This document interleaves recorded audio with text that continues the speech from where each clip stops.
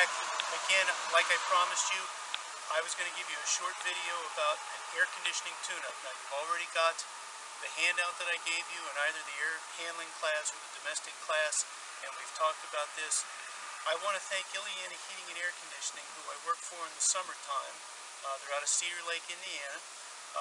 They've been nice enough to allow me to videotape a portion of this, as well as some of the customers who have allowed me to videotape portions of that. This is the tune-up I do. Now, if you work for somebody that wants you to do it a little bit differently, that's fine, but this is what I do in the summertime. I'm going to make these short segments. I'm also assuming that you're one of my students who've been in my classes. If you're accessing this from someplace else, well, by all means, you're welcome to it.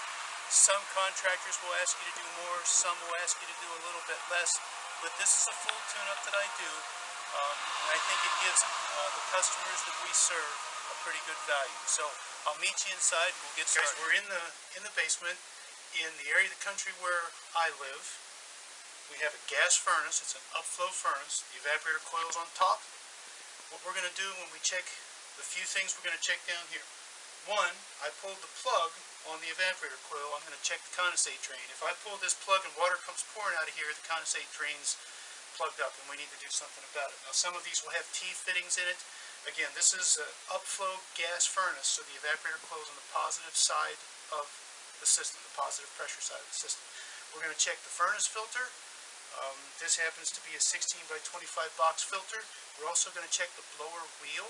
Now, cleaning the blower wheel is an additional charge to the company that I work for, but I always like to inspect it. Remember what I said about an 1/8 inch of stuff on the blower wheel and the airflow. Also, when we're down here, we like to set our thermometers so that we can get a temperature rise if possible. I know that, the purists say that they want it right before the evaporator coil and right after. The reality is, in some cases, you're going to put it in the filter slot and you're going to find a place up in the duct or plenum somewhere close by to try and get a temperature drop. And the last thing, if you possibly can, try and get into this coil, find out what type of metering device you have, because if it's a fixed orifice, you have to check the refrigerant charge via superheat. If it's a thermal expansion valve, you're going to do it via subcooling. All right, next up, okay guys, we're here by the thermostat. Some people start here, some people look at the furnace first. Doesn't really matter which direction or which order you do it in. One of the things that we want to get two temperatures. One, we're going to get the wet bulb temperature. This is my digital psychrometer. It's connected to my meter. So we're going to record the wet bulb temperature. You remember, if you have a fixed orifice, you kind of need to know the wet bulb temperature so that you can get the proper refrigerant charge. This unit has a thermal expansion valve, so we're going to be doing the subcooling, but I still want to record pieces of information so that I can look over the entire system. Wet bulb temperature is 1, and we have 68 degrees wet bulb, and then I'm going to switch this to dry bulb, just kind of checking and confirming that the temperature on the thermostat and the temperature here are the same. This is about a degree off, which isn't unusual. Once you get to above 2 or 3 degrees, then you might have some issues. Most of these digitals can be calibrated a degree or two. Some can't. It just kind of depends on the model. But we're within a degree, so it's not a big deal. So we've got wet bulb temperature and dry bulb temperature here, and now we're going to move to the outside. Okay, see, we're back. We're at the outdoor unit. Every time we're going to do these outdoor units, take the top off. Get the fan motor out of the way. We've talked about oil in the motor and stuff. Chris has already tested the microfarads on this capacitor. You remember I told you that I prefer to do it when they're not running. We talked about that in controls and circuitry class. If you need a refresher, go back to your notes. Once we get this off, we can inspect the wiring, make sure that the wiring is okay, make sure there's no melted terminals or bad terminals, make sure the wiring is tight on the connectors. Also, one of the things to do is to pull the cover on the disconnect box, look inside there, make sure there's no wires that are burnt, if those lugs are in good condition. If you see burned wires or if you see lugs that look like they're about to melt, you need to say something to the customer. And then you're going to start cleaning it. Part of the reason we take that top off, we can get any of the debris that's inside there. While that doesn't really affect the performance, I do like to get it cleaned out. And then, quite frankly, after that, it's a matter of washing it. You're going to wash it from the inside out. You may have to work it back and forth a little bit just to get the debris out of there. Once we're done with that, we'll put our manifold set on, and we'll start taking our temperatures and our pressures, and we'll check our amp draws. So we'll be back. Okay, we're done with the cleaning of it. Chris has already gotten the data for the amp draws. This one has sealed contact points. Remember what I talked to you about checking voltage drop across contactors? Now we're checking the refrigeration charge to make sure that these levels are correct.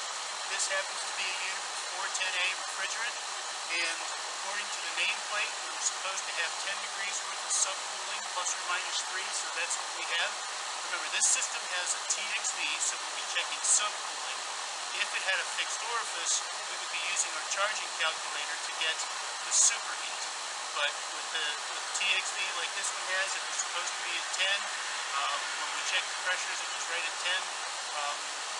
So that's the name of the game.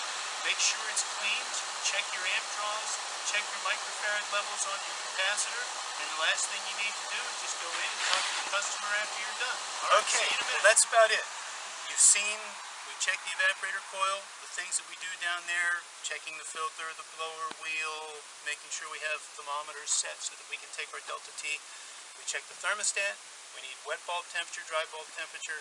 We've cleaned and checked the outdoor unit, checked the capacitor and the contactor, checking amp draws on the compressor and the blower or the condensing fan motor.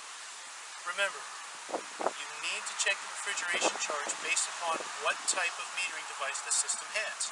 If it has a thermal expansion valve, you're going to be checking via subcool.